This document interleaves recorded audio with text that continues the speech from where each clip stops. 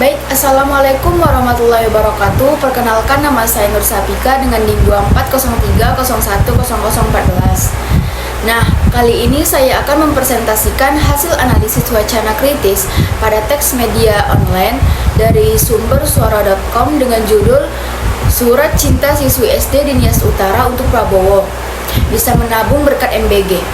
Nah, ini diterbitkan pada tanggal 22 Juni 2026. Nah, selanjutnya itu kita masuk ke pembahasan yang pertama. Ada identitas teks. Di dalam identitas teks itu ada judul teks, sumber media, tanggal publikasi, dan topik utama. Nah, adapun judul teksnya itu Surat Cinta Siswi di SD Nias Utara untuk Prabowo, bisa menabung berkat MBG. Sumber medianya dari suara.com. Tanggal publikasinya 22 Juni 2026. Topik utamanya dampak ekonomi dan sosial langsung dari uji coba program makan bergizi gratis atau MBG di wilayah luar Jawa. Nah, khususnya di Nias Utara, yang disampaikan melalui surat seorang siswi sekolah dasar. Selanjutnya ada analisis ideologi. Nah, yang pertama itu nilai atau pandangan apa yang dibangun di dalam teks. Teks ini membangun pandangan positif dan optimis tinggi terhadap program pemerintah.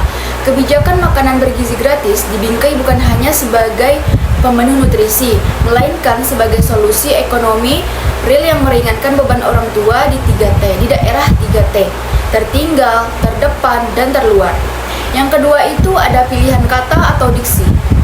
Nah, penggunaan frasa surat cinta bisa menabung dan sangat terbantu dipilih untuk menyentuh sisi emosional pembaca dan mengafirmasi keberhasilan program secara humanis.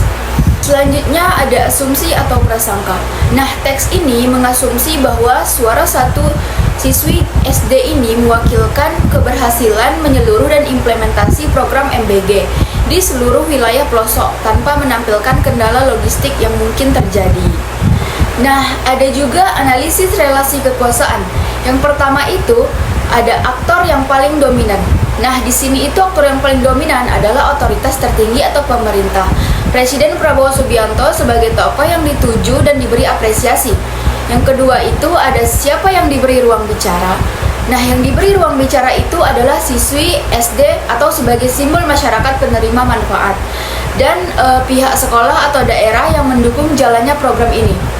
Nah, yang ketiga itu siapa yang tidak diberi ruang bicara?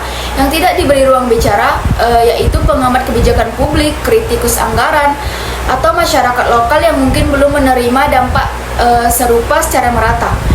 Nah, yang keempat itu ada kelompok yang diuntungkan ataupun dirugikan. Nah, di sini pihak yang diuntungkan itu secara narasi politik adalah pemerintah. Karena apa? Karena mendapatkan validasi moral lebih dari masyarakat bawah.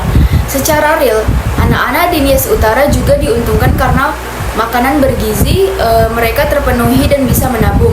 Namun, adapun pihak yang dirugikan secara tidak langsung adalah kelompok kritis atau akademis yang menyuarakan kekhawatiran anggaran karena ruang kritik mereka tertutup oleh narasi emosional ini. Nah, selanjutnya itu ada pendapat.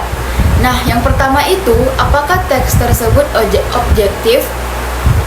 Nah, teks ini itu kurang objektif secara menyeluruh karena sifatnya sangat picture news atau berita humanis yang cenderung ke satu arah. Teks ini itu berfokus mengeksploitasi sisi emosional kesuksesan program tanpa memberikan pertimbangan dua mengenai evaluasi atau catatan kritis pelaksanaan MBG di lapangan. Yang kedua itu, apa dampaknya terhadap masyarakat?